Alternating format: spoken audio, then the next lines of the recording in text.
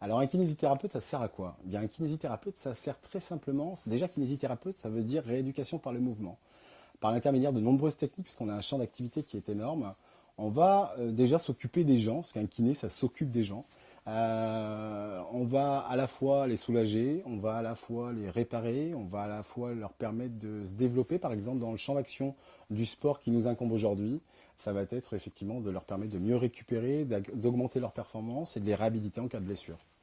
Il faut considérer qu'aujourd'hui, hein, le sport est vecteur de santé, mais le sport est aussi un grand pourvoyeur de blessures en fonction en fait du sport que vous pratiquez, en fonction du sexe, en fonction de l'intensité, en fonction de la qualité d'entraînement que vous avez, de la quantité d'entraînement que vous avez.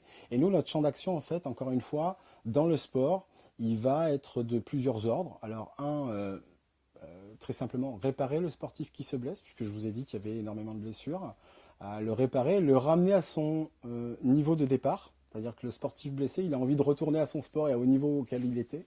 On va améliorer la performance. Alors, quand je vous disais améliorer la performance, bah, très simplement, par la récupération parfois, on va améliorer la performance.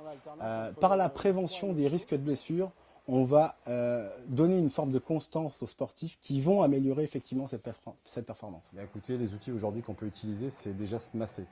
Se masser avec des gels professionnels. On va trouver des gels jambes lourdes, soit chez son pharmacien ou chez son kiné, avec lequel se masser et récupérer. Si on ne sait pas se masser, qu'on n'a pas ce type de produit, on peut aller à la piscine, l'hydrothérapie est très bonne. En plus, vous trouverez certainement des jets sur lesquels masser les zones un petit peu douloureuses. Ensuite, vous avez le chaud, le froid. Le chaud et le froid sont de très bons acteurs de récupération. Vous pouvez faire des bains écossais, donc l'alternance chaud-froid ou finir très simplement votre douche par un jet d'eau froide. Et puis essentiellement, moi je trouve qu'il faut insister sur les étirements.